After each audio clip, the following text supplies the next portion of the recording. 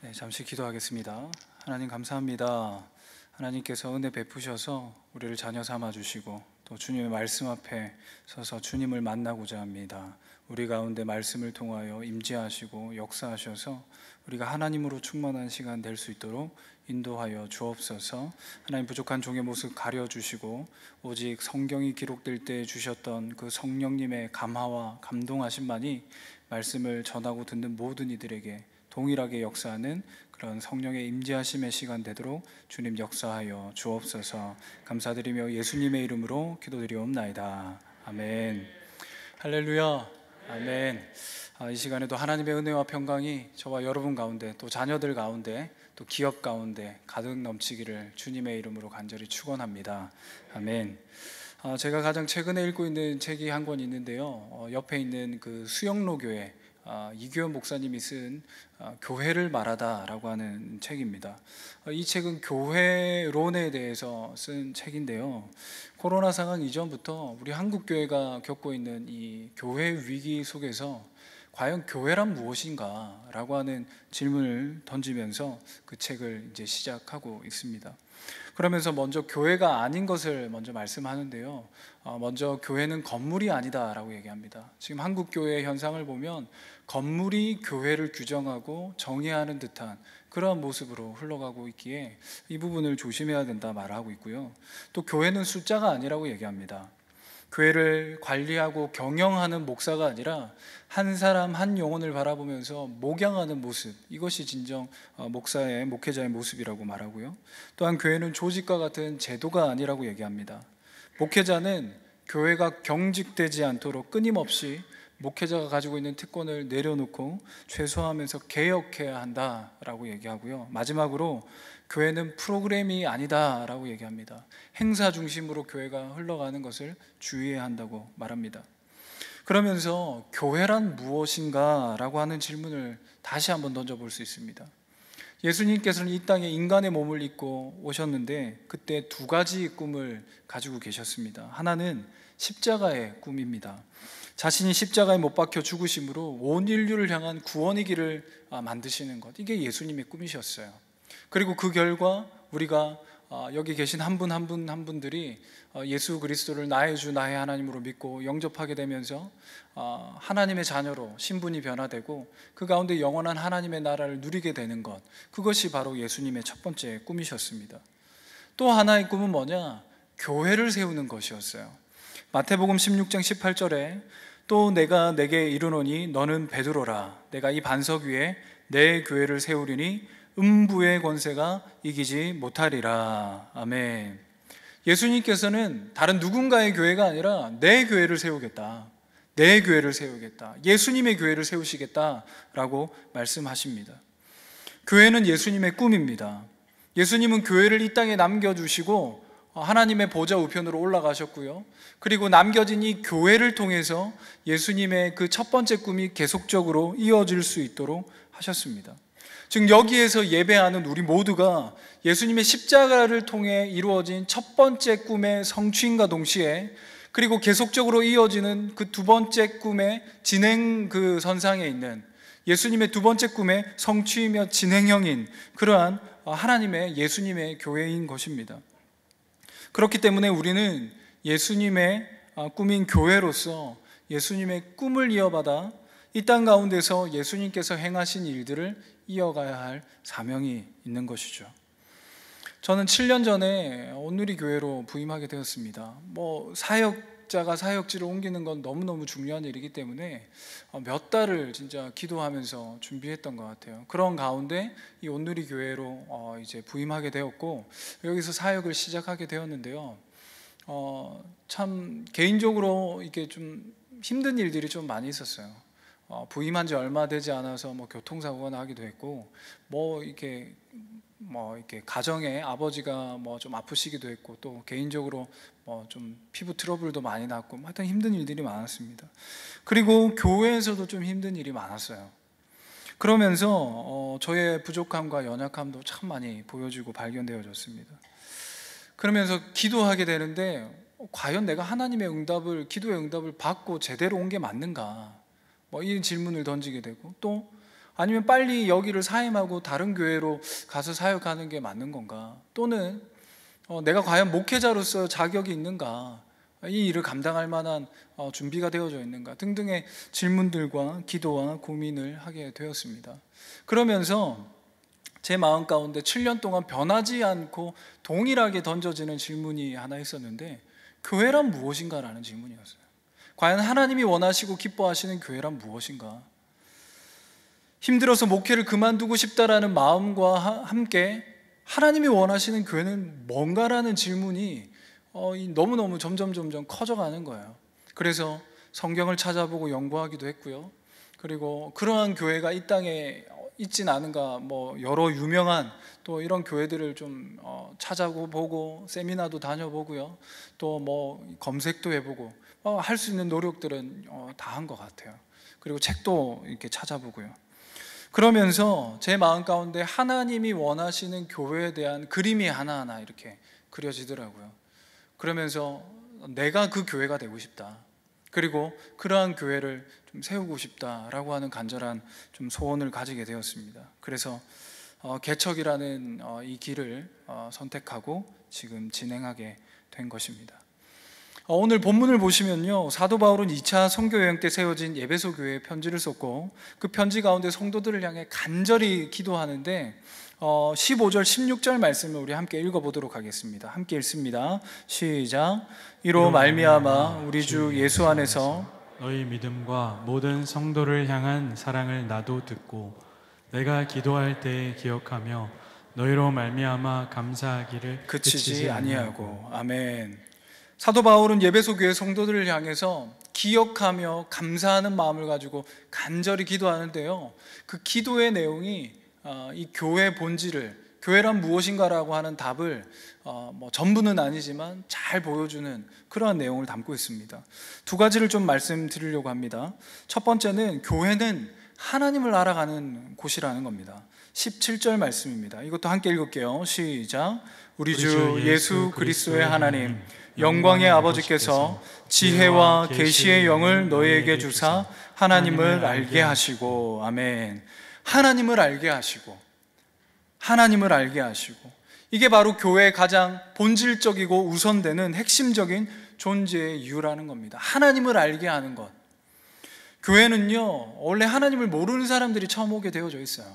그리고 교회에 들어와서 교회에서 쓰는 용어도 알게 되고요, 언어도 배우고 문화도 배우고 봉사도 하게 되고 여러 가지 일들을 하게 됩니다. 그런데요, 하나님을 알지 못한 상태에서 이 모든 일들이 진행된다면 용어는 교회에서 쓰는 용어를 쓰고 모양은 교회에서 서로가 이해할 만한 모습이 나오고 교회에서 요구하는 어떤 봉사와 헌신을 하게 되는데, 하나님을 모르는 사람들에 의해서 교회가 구성되어지고 흘러가게 된다는 겁니다. 그래서 종교적인 어떤 모양만 있는 교회, 하나님은 없고 종교적인 어떤 모습만 있는 교회가 되는 겁니다. 그래서 교회가 교회다운가를 볼 때 가장 우선적으로 우리가 살펴봐야 될 것이, 불신자가 교회를 찾아와서 하나님을 인격적으로 알고 만나게 되고 예수님의 첫 번째 꿈인 정말 구원받은 하나님의 자녀가 되는 그 사건이 일어나는 교회, 그 교회가 정말 교회다운 교회, 가장 본질적이고 가장 우선되는 교회 모습이라는 겁니다. 왜냐하면 교회는 하나님을 알아가는 곳이기 때문입니다. 할렐루야. 우리의 삶 가운데 그런 일이 일어나야 된다는 겁니다. 교회를 그래서 에클레시아라고 얘기하는데요, 하나님을 믿는 자들의 모임이에요. 믿기 위해서는 하나님을 알아야만 하는 거예요. 머리로 아는 게 아니라 이 중심으로, 영으로 알아야 된다는 겁니다. 그러면 하나님을 알게 된 우리는 왜 교회를 다니느냐, 왜 예배를 드리느냐, 왜 봉사하고 헌신하느냐, 우선은 그렇게 해야 된다고 배웠기 때문이죠. 하지만 교회는 다니는데, 예배는 드리는데, 봉사하고 헌신은 하는데 하나님의 임재와 역사, 하나님을 인격적으로 알면 없이 그냥 하는 경우들이 많은 것 같아요. 하나님과 관련된 어떤 일들은 해나가요. 지금도 우리가 예배를 드리고 있지만 과연 이 중심에, 우리의 중심에 하나님이 있는가? 하나님을 알아가고 있는가? 하나님의 임재와 역사하심이 있는가? 하나님을 더욱더 알아가고 있는가? 오히려 하나님을 잊어버리고 하나님 없이 뭔가를 우리가 모양만 하고 있진 않은가라고 좀 살펴봐야 됩니다. 그래서 우리의 신앙의 목적이 하나님을 알아가는 것이 되어야만 합니다. 하나님을 알면 알수록 진짜 예배를 드릴 수 있게 되고, 하나님을 알면 알수록 진정한 봉사와 헌신을 할 수 있게 됩니다. 왜? 하나님의 사랑이 얼마나 큰지 알기 때문에 그래요. 하나님이 이 죄 많은 이 종을, 이 사람을 어떤 희생을 해서 구원하셨는지 알면 예배하지 않을 수 없고 봉사하고 헌신하지 않을 수 없다는 거예요. 하나님을 안다라고 얘기하지만, 그러나 우리가 이러한 모습이 나타나지 않으면 하나님을 아는 게 아닌 거죠. 오늘 예배를 드리면서 제가 참 이렇게 고민스러웠던 게, 내가 주목받으면 어떡하나? 그러진 않겠죠. 네. 사임한다는데, 설교한다는데 어떤 설교를 할까, 어떨까, 이렇게 궁금해 하실 수 있잖아요. 그래서 예배를 끝나고 돌아가는데 제가 남으면 안 되는 거예요. 개척을 하신다고 하는데 개척 중요한 일이에요. 그러나 그게 남으면 안 되는 거예요. 지금 이 시간 우리가 주목하고 바라봐야 할 것은, 어제보다 오늘 더 하나님을 더 알고 싶다라고 하는 그 간절한 갈망과 마음 속에서 이 시간 하나님을 주목하시고 하나님을 만나시고 하나님을 경험하시는 우리 모두가 되기를 주님의 이름으로 간절히 축원합니다. 그래서 우리는 매 순간 모든 일에 하나님을 알고 싶다라는 마음과 자세로 우리는 나아가야 되는 것이죠. 이게 교회 본질이고 예수님의 꿈이기 때문에 그렇습니다. 그럼 어떻게 하면 하나님을 알 수 있을까요? 너무 잘 알고 있어요. 하나님의 말씀을 통해서입니다. 우리가 말씀을 읽거나 듣거나 공부합니다. 그때 신학 강조할 수 있어요. 배경도 중요하고요, 인물도 중요하고 역사도 중요해요. 잘 아는 거 필요합니다. 그러나 그것만 알아서는 안 되는 거예요. 그걸 통해서 결국엔 하나님을 알아야 돼요. 우리가 다윗을 배우기 위해서 교회 다니는 거, 신앙생활 하는 거 아니잖아요. 모세를 배우기 위해서가 아니잖아요. 결국에는 하나님을 알아야 된다는 겁니다. 그렇게 하나님을 진정으로 알게 되면 사람은 변하게 되어 있습니다. 그 크신 위대하신 하나님을 만났는데, 그 하나님을 아는데 그 앞에 선 내가 아무런 감동도 없고 마음에 찔림도 없고 변화도 없다는 것은 하나님을 만나지 못했다라는 것밖에 되지 않습니다. 누군가가 너 이렇게 살아야 돼, 저렇게 살아야 돼, 물론 가이드가 필요합니다만, 하나님을 알고 만나게 되면 하나님 앞에 선 내가 보이기 때문에 스스로를 고치고 이렇게 저렇게 해라 하지 않아도 사실 변화되게 되어져 있습니다. 그래서 하나님은 하나님을 알고자 하는 이들에게 지혜와 계시의 영을 주사 하나님을 더 깊이 알도록 인도하시는 줄 믿습니다. 지혜와 계시의 영. 지혜의 최고봉이 뭡니까? 가장 지혜롭다라는 게 뭐예요? 하나님을 아는 겁니다. 계시의 영을 주신다는데 그 계시의 결론이 뭡니까? 미래를 아는 겁니까? 아니에요. 하나님을 아는 게 계시의 결론인 줄 믿습니다. 그래서 지혜와 계시는 한마디로 하나님인 거예요. 예수 그리스도신 거예요. 그래서 하나님의 영이신 성령님을 통해 지혜와 계시를 우리에게 부어주시면 우리는 하나님을 알 수 있고, 교회로서 이 땅을 어떻게 살아가야 되는지 우리는 알 수 있게 되며 그 삶을 살아갈 수 있게 되어지는 것입니다. 호세아서 6장 3절, 그러므로 우리가 하나님 여호와를 알자, 힘써 여호와를 알자. 그의 나타나심은 새벽빛같이 어김없나니 비와 같이 땅을 적시는 늦은 비와 같이 우리에게 임하시리라 하니라. 아멘. 여호와를 알자, 힘써 여호와를 알자. 이것이 바로 교회의 본질이라는 것입니다. 사랑하는 성도 여러분, 예수님의 꿈인 교회로서 오늘 하루 어제보다 더 주님을 인격적으로 깊이 알아가는 저와 여러분 되시기를 주님의 이름으로 간절히 축원합니다. 아멘. 두 번째는, 교회는 어떤 곳이냐? 마음의 눈이 밝아지는 곳입니다. 마태복음 6장에 예수님께서 눈은 몸의 등불이라고 말씀하셨어요. 뭐냐 하면 보는 대로 우리의 몸은 따라가게 되어져 있다는 겁니다. 돈을 주목해서 보면요, 돈을 얻는 방향으로 삶이, 몸이 따라갑니다. 그래서 돈에 관심 없는 사람보다 돈을 더 많이 벌기에 훨씬 더 좋죠. 그리고 외모에 어떤 관심이 있는 분들은 어떻게든 얼굴이 예뻐지도록, 좀 이렇게 깨끗해지도록, 또는 몸이 좋아지도록 운동을 하든지 성형을 하든지 화장을 하든지 그렇게 되어져 있어요. 그리고 먹는 거에 관심이 있는 분들은 뭐가 눈에 보일까요? 맛집이 보이겠죠. 어디에 맛있는 집 있다더라, 어디에 예쁜 카페 있다더라, 어디에 풍경이 좋다더라. 그런 곳에 주목하니까 보이는 그곳에 관심이 있는 그곳에 내 몸이 가게 되어져 있습니다. 그렇기 때문에 우리가 보는 것이 삶을 결정한다라고 말할 수 있을 것 같아요.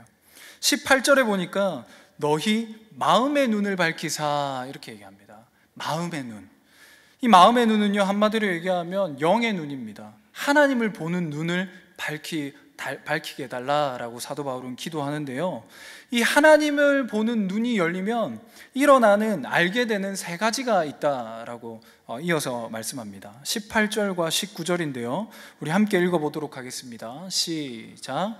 너희 마음의 눈을 밝히사 그의 부르심의 소망이 무엇이며 성도 안에서 그 기업의 영광의 풍성함이 무엇이며 그의 힘의 위력으로 역사하심을 따라 믿는 우리에게 베푸신 능력의 지극히 크심이 어떠한 것을 너희로 알게 하시기를 구하노라. 세 가지를 얘기하는데요, 마음의 눈이 밝아지면 부르심의 소망이 무엇인지, 기업의 영광의 풍성함이 무엇인지, 그리고 우리에게 베푸신 능력의 지극히 크심이 어떠한지 알게 된다, 이렇게 말씀합니다. 이 세 가지를 좀 간단하게 말씀드릴 건데요, 첫 번째로 부르심의 소망이 무엇인지 알게 된다라고 말씀합니다. 여러분, 우리가 하나님께서 우리를 교회로 부르셨어요. 교회로 이 땅을 살아가야 되는데 교회로 이 땅을 살아가는 게 쉽습니까? 어렵습니까? 어렵죠. 당연히 어렵죠. 유혹이 있고 미혹이 있고 고난이 있고 어떤 환난이 있고요, 정말 말씀대로 교회로서 이 땅을 살아가는 게 너무너무 어렵습니다. 근데 이게 교회로서 부르심만 있고 끝난다면 정말 힘들 거예요. 그런데 하나님께서는 부르심의 소망을 알게 해주신다고 했어요. 이 소망은 뭐냐면 부르심의 결과예요. 부르심의 끝이 뭐냐라는 겁니다. 그걸 알게 해주신다는 거예요. 여러분, 우리가 부르심의 소망, 그 결과가 뭡니까? 영원한 하나님의 나라예요. 영원한 생명입니다. 결국에는 우리가 이 땅에서 힘들고 어렵지만 결국에는 우리가 이 세상을 이길 것이고 악한 사단 마귀를 이길 것이며 영원한 그 승리가, 최후의 승리가 우리 가운데 있다라는 것을 우리는 지금 이미 보고 지금 이 어려운 이 세상 속에서 교회로서 살아가게 되는 겁니다. 결론을 알기 때문에 이 상황이 지금은 어렵다 하더라도 이길 수 있는 거예요. 견딜 수 있는 겁니다. 할렐루야. 이 부르심의 소망이 너무너무 중요한 겁니다. 두 번째로는 기업의 영광의 풍성함이 무엇인지 알게 됩니다. 기업은요, 하나님께서 우리에게 주시는 유산을 얘기하는 거예요. 유산. 하나님의 유산이 뭡니까? 하늘의 신령한 복이죠. 그리고 땅에 기름진 복이죠. 하나님께서 창조하신 모든 것, 죄되고 더러운 것, 그런 거 말고요, 하나님이 창조한 깨끗하고 거룩하고 온전한 모든 것들이 사실 우리가 받을 유산이에요. 네, 그걸 우리에게 주신다라고 지금 말씀합니다. 그게 얼마나 풍성한지 얼마나 많은지 사실 우리는 헤아릴 수도 없습니다. 이 유산, 이 기업의 영광의 풍성함이 어떠한지 우리가 알게 되고 보게 되면 어떤 일이 일어날까요? 당당해지는 거예요. 돈이 없어도 좀 내가 지식이 좀 모자라도 사람들이 보기에 뭐 세상은 비교하겠지만 그 비교함 속에서 내가 좀 뭔가 부족함이 있다 할지라도 두렵지 않은 거예요. 왜? 나는 하나님께서 나에게 주실 유산이 얼마나 큰지 알고 있기 때문에. 그래서 다윗이 시편 23편에 여호와는 나의 목자시니 내게 부족함이 없으리로다. 아멘. 지금 내가 손에 든 거 없고 가진 것 없고 지금 내가 뭐 어떻게 할 수 있는 것 없지만 때에 따라 공급하시는 그 하나님의 은혜, 그 역사하심, 그 이끄심이 우리는 뭔지 알기 때문에, 하나님이 마음 먹고 주시고자 한다면 주지 못하실 것이 없다라는 것을 우리는 알기 때문에 우리는 주눅들지 않는 거예요. 우리는 당당함을 잃지 않을 수 있는 거예요. 소위 말하는 어떤 기품이나 품격을 우리는 잃지 않고 어떠한 상황 속에서도 교회로서 가야 될 길을 걸어갈 수 있게 되어지는 겁니다. 세 번째로 하나님의 능력의 지극히 크심이 어떠한지 알게 된다라고 말합니다. 하나님의 능력, 하나님의 말씀은 살아있어서 능력이 있는 줄 믿습니다. 말씀하신 그대로 되어지는 거예요. 돌덩이를 향해 떡이 되라, 떡이 되는 겁니다. 네, 그 다음에 산을 향해서 바다에 빠져오라, 그러면 산은 없어지고 그곳은 평지가 될 것이며 그 흙과 모든 것들은 바다에 빠지는 거예요. 그리고 보리떡 5개와 물고기 2마리로 5,000명 먹이시고도 남기실 수 있고요, 홍해를 향해서 마른 땅이 되라 하면 그 마른 땅이 되어서 그곳을 걸어갈 수 있게 되는 겁니다. 무엇보다 하나님의 가장 크신 능력은 뭐냐? 죽은 자를 살리시는 부활의 능력인 줄 믿습니다. 우리는 우리 인생 가운데 가장 큰 문제라고 얘기할 수 있는 죽음, 그 죽음마저도 이기실 수 있는 부활의 능력을 기반으로 살아가는 존재입니다. 교회가 바로 그런 존재라는 겁니다. 그렇기 때문에 부활의 능력을 확신한다면 그럼 어떤 문제 앞에서도 두렵지 않고 예수님께서 걸어가신 길을 우리도 함께 걸어갈 수 있게 되어지는 것입니다. 사실 개척을 준비하면서 너무 막막했어요. 개척을 사실 제가 결단한 건 2년 반 전이었고, 그 과정 속에서 뭐 여러 가지 우여곡절이 있었지만 또 올해 4월에 다시 한 번 더 개척을 해야겠다라는 마음을 가지고 담임 목사님께 말씀을 드렸습니다. 근데 뭐 개척하겠다라고 한다고 짠 하고 이렇게 되는 게 아니잖아요. 상황은 여전히 어렵죠. 코로나라는 상황이 있고요.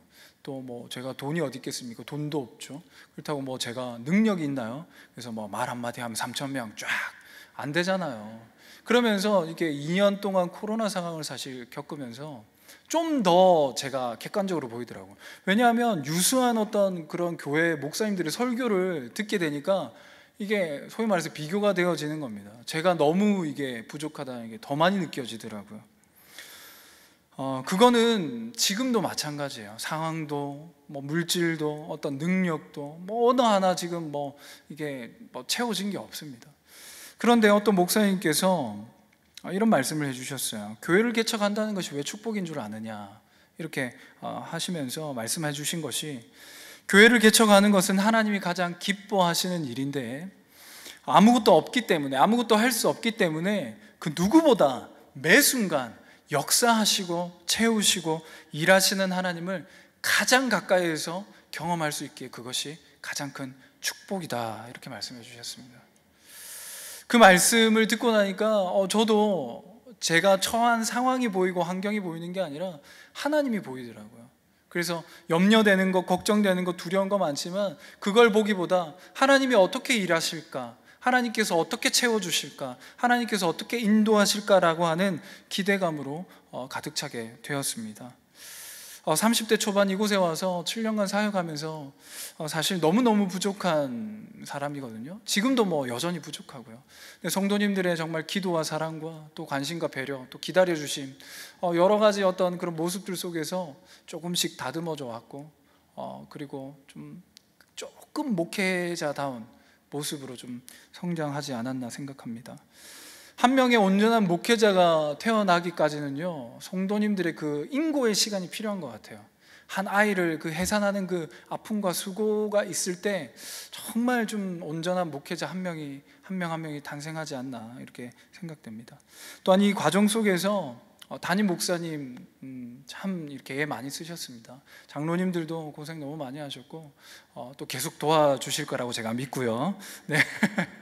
그래서 너무 많이 애써 주셔가지고 너무 감사드리고, 또 성도님들 한 분 한 분 제가 정말 인사드리고 싶은데 성도님들의 사랑과 관심 너무너무 감사드리고, 또 염치 없지만 계속 좀 새롭게 시작되는 교회와 부족한 종을 위해서 좀 사랑해 주시고 기도해 주시기를 정말 부탁드립니다. 네, 저도 생각날 때마다 오늘의 교회를 위해서 계속 기도하고 또 이렇게 함께 협력하고 애쓰도록 하겠습니다. 말씀 좀 정리하겠습니다. 사랑하는 오늘의 교회 성도 여러분, 예수님의 꿈인 교회로 부르심을 받은 우리 모두가 예수님의 꿈을 이루는 자들이 되기를 주님의 이름으로 간절히 축원합니다.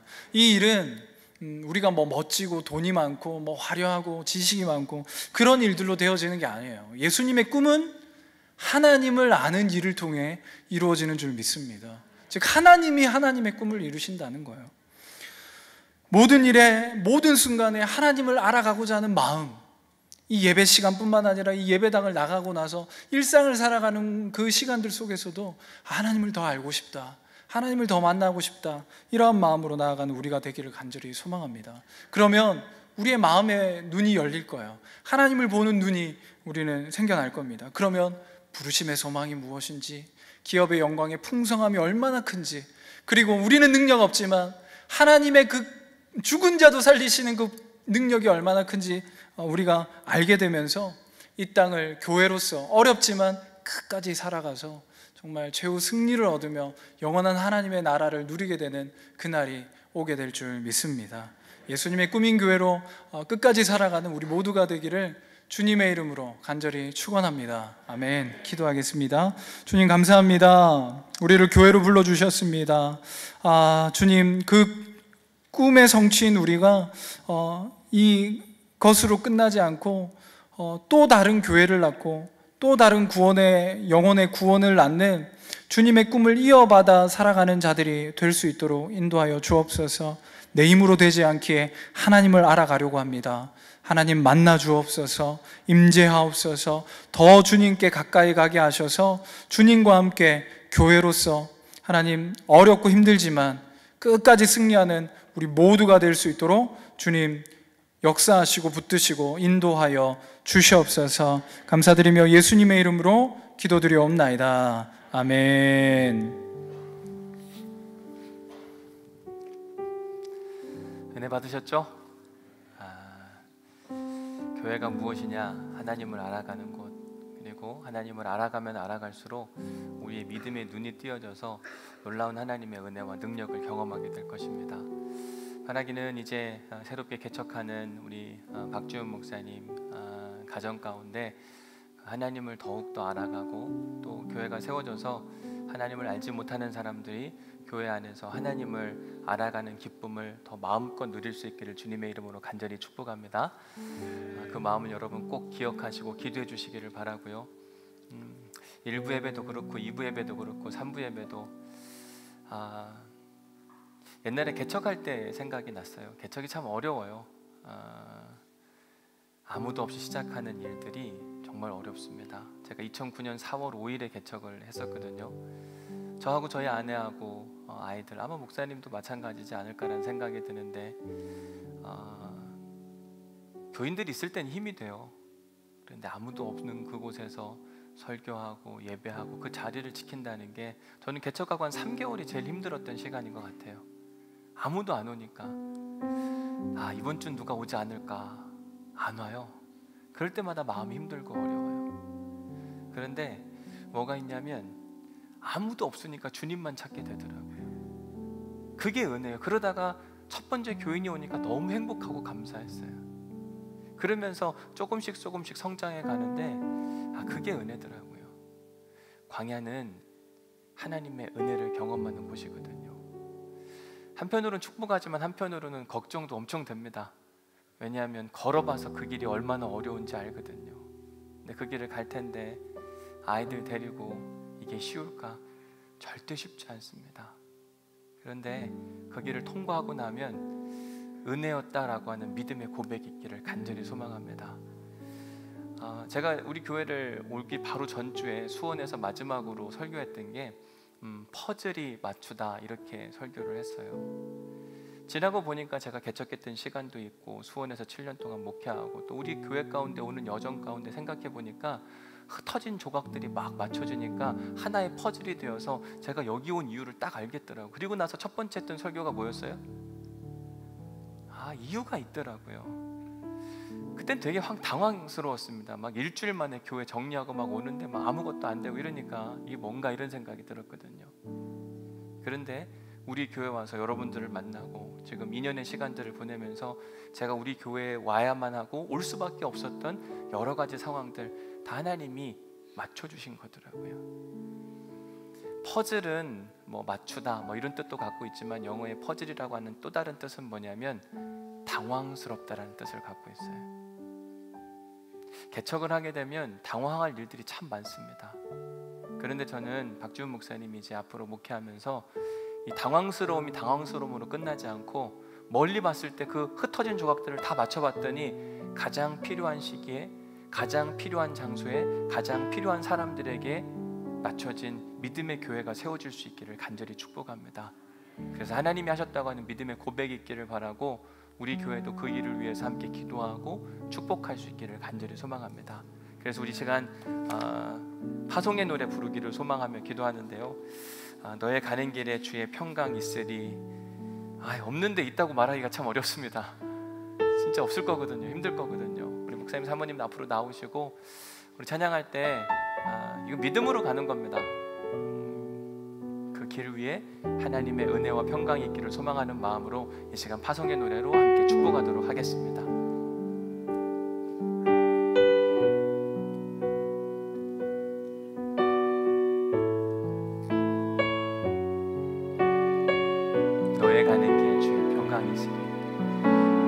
가는 길에 주의 평강 있으리.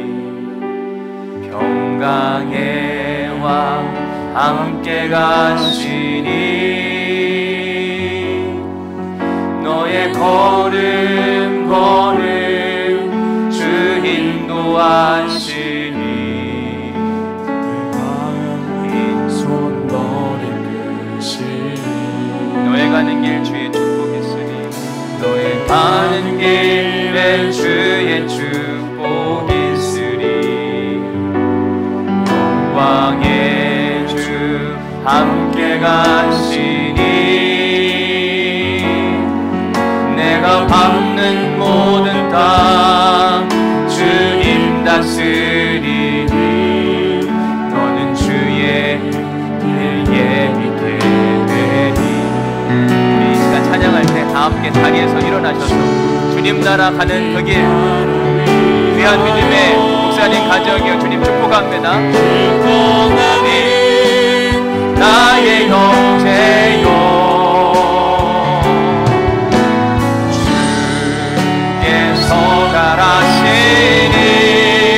가라시니 너는 가라 주의 이름으로 던지는 광야 위에 꽃은 피어나고 세상은 내 안에서 주님의 영광 들이라 감하고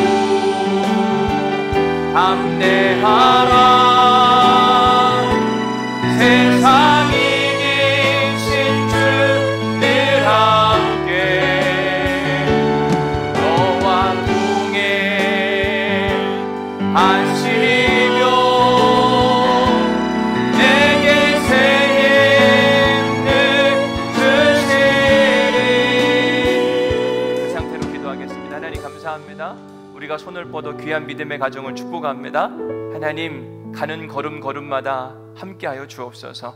주님의 은혜를 누리게 하여 주옵시고 그 길이 거칠고 험하다 할지라도 생각지도 못한 하나님의 은혜를 누릴 수 있도록 인도하여 주옵시고 교회를 통하여서 하나님을 아는 은혜와 눈이 밝아져서 하나님의 일하심과 역사하심을 경험하는 믿음의 교회가 세워질 수 있도록 도우시고 축복하여 주옵소서.